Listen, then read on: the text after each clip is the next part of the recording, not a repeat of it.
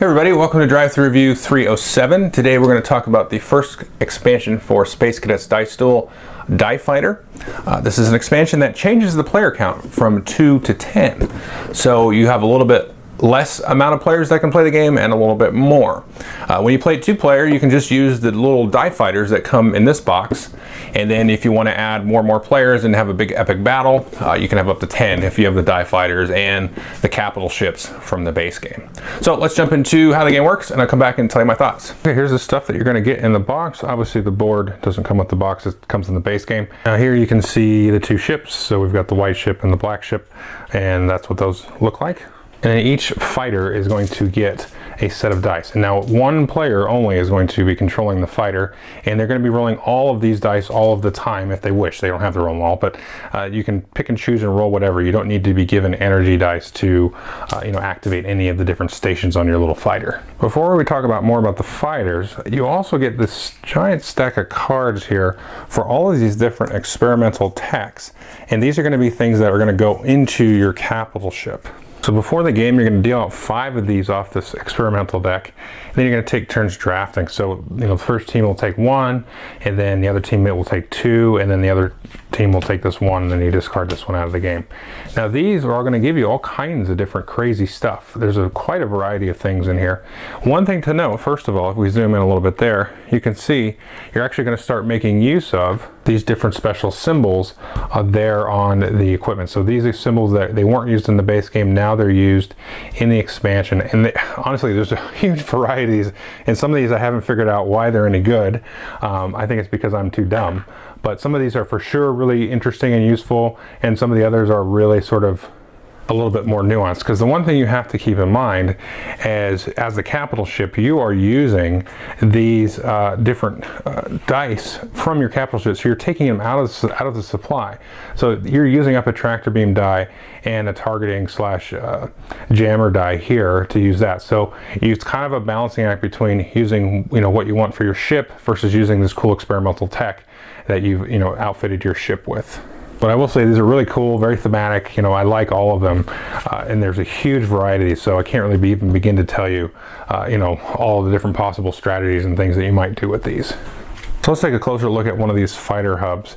Here you can see the shield die is actually used to just track hit points. So if we look here, it's going to start at 4 hit points. If you take a hit, you're going to go down to 3 hit points, and then 2, and then 1, and then it's destroyed. So there's no real shields on these, so they're very susceptible to being hit. But they make up for that by being very nimble. You can see you only need to lock in 2 of these yellow movement dice to actually trigger a movement and then take them off and then move again. And so you're just constantly doing whatever you want as well, because you're not getting the energy dice to be required to do anything here. And then you've also got here 4 spots for the targeting, and you can see that just works just like the normal targeting in the base game. And you've got here 2 spots for the jammers there. Now the orange dice works a little bit differently. What you're going to do actually is you're going to try to build up a weapon just like normal, and so you're going to keep rolling and rolling and rolling. And this is actually something you usually do kind of right at the beginning. It's like, let's just roll these red dice so I've got a weapon loaded up, and then I'm going to move out, which makes it very easy. Like, again, it adds to the nimbleness of the way that the fighter works. You can kind of set yourself up and then kind of fly around and then be loaded for bear as you start to approach the enemy. Now if you do replace, you can see this middle spot here with a lightning bolt. That's actually going to be a pulse bomb, and if you're in the same location as a capital ship, then you can actually use the pulse bomb. And what you're going to do is roll the front and the tip, and you can roll this for each hit or double hit. You're going to get a damage. So in this case we got 2 damage. And the capital ship, the jammers aren't going to make a difference, the shields aren't going to make any difference.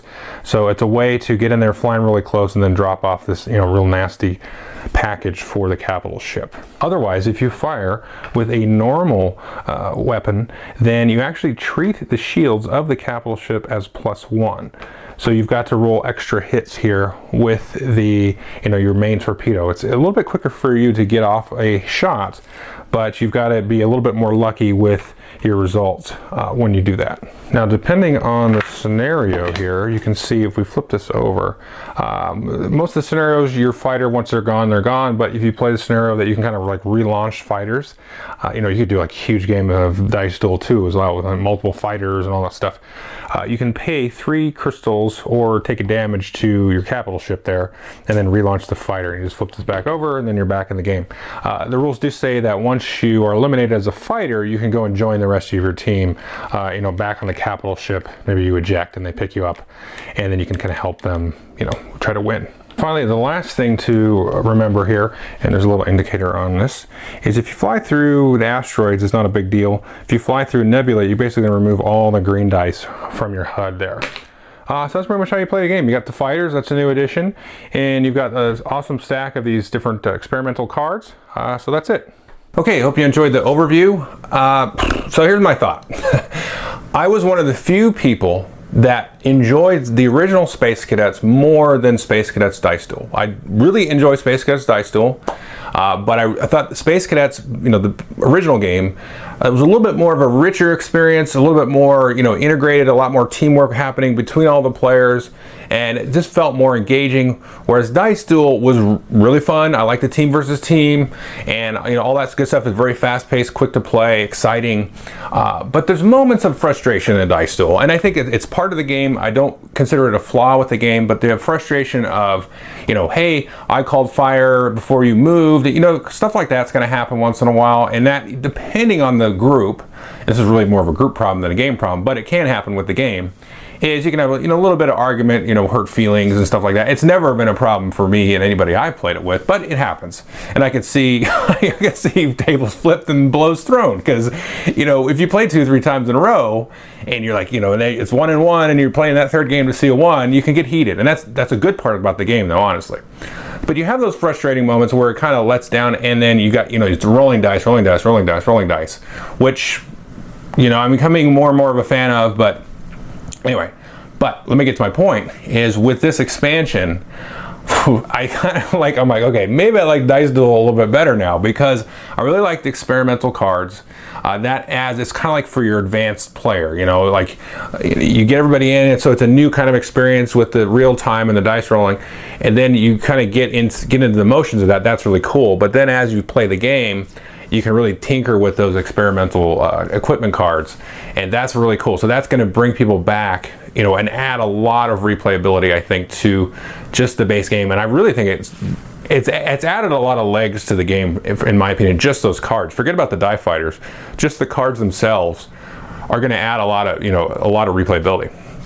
Now the die fighters are very interesting because they're very quick and nimble, and they can be very much irritating to the capital ship, because you can fly around, you know, ping, ping, ping, you know, try to get off your torpedoes, and because it's one person, they're able to almost manage themselves better than obviously a team of people managing this huge capital ship.